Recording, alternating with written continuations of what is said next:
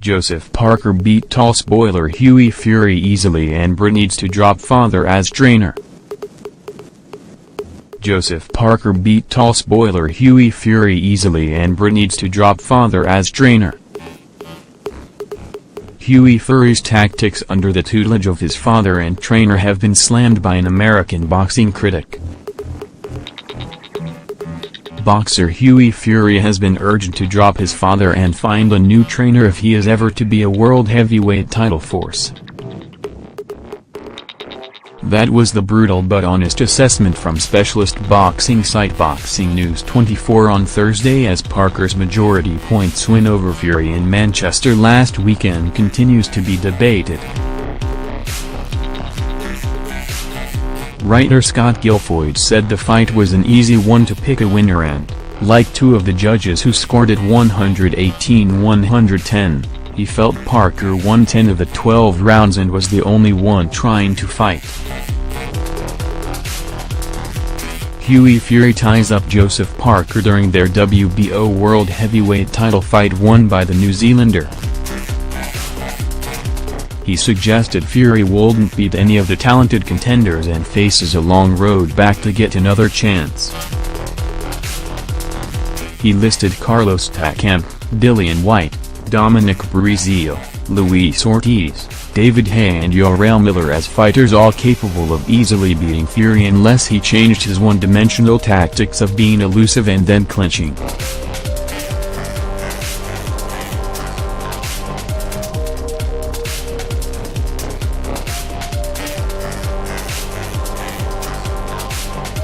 "I hate to say it, but Hughie is little more than a tall spoiler," Guilford wrote, and then suggested the unthinkable for a family as tight as the Furys. Hughie needs to think seriously about getting a different trainer. There's no way that a quality trainer like Virgil Hunter or Freddie Roach would have allowed Hughie to run around the ring for 12 rounds without throwing punches in the Parker fight the way that Peter Fury did. The fact that Hughie was even fighting like that in the first place against Parker suggests that he wasn't well trained. If Hughie doesn't have the physical ability to fight at a prominent level, then that needs to be found out so he can move on to some other type of occupation. But Hughie at least needs a good trainer to teach him how to throw punches properly, and stand his ground. Reuters' Joseph Parker lands a close-range left to Hughie Fury's head in their Manchester fight. Hughie wasn't doing either of those things against Parker.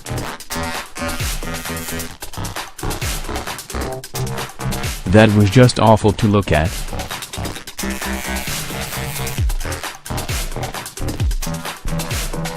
The power isn't there for Hughie.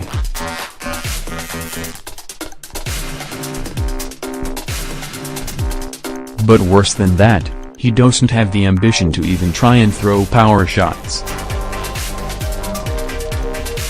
That's the sad thing.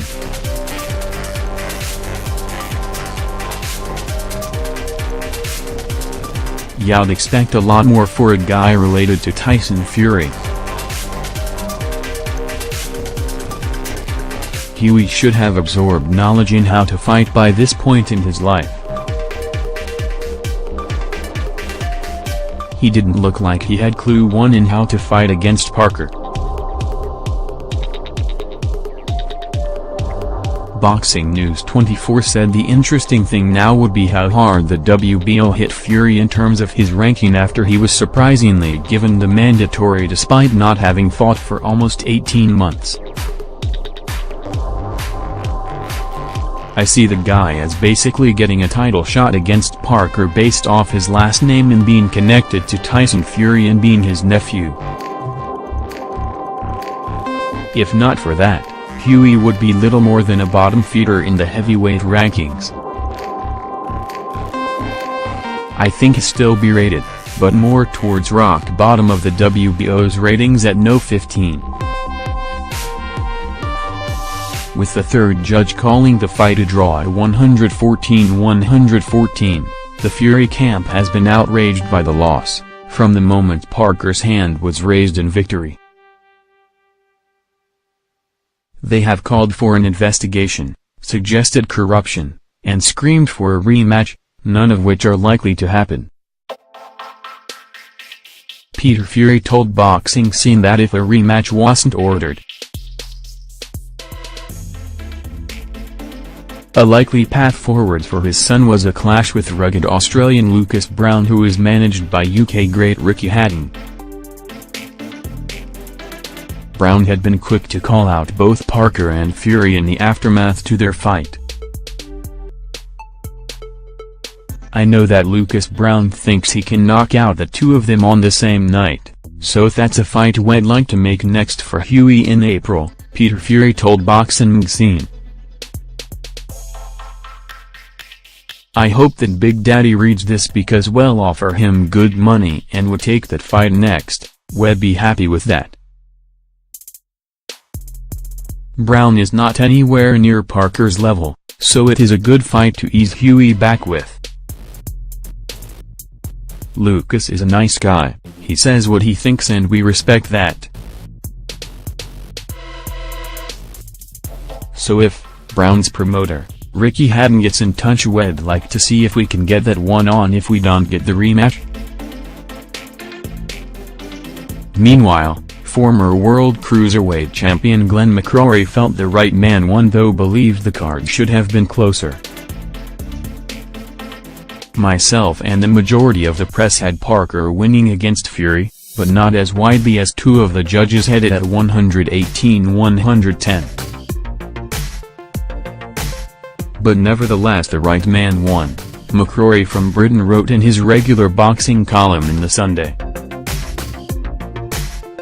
Boxing, unlike most sports, is subjective. There is no net or goal or a basket where you can clearly define a point or a winner. If there is no knockout after the contest finishes, it is left to judges. I do think that judges have to be very experienced and must be held accountable for their decision, as there is so much at stake in big fights. But remember, boxing is big business and big money, so admitting to a loss makes no financial sense if you can get another big fight or a rematch, or in so many of the great boxing matchups, a trilogy. Remember, controversy still sells.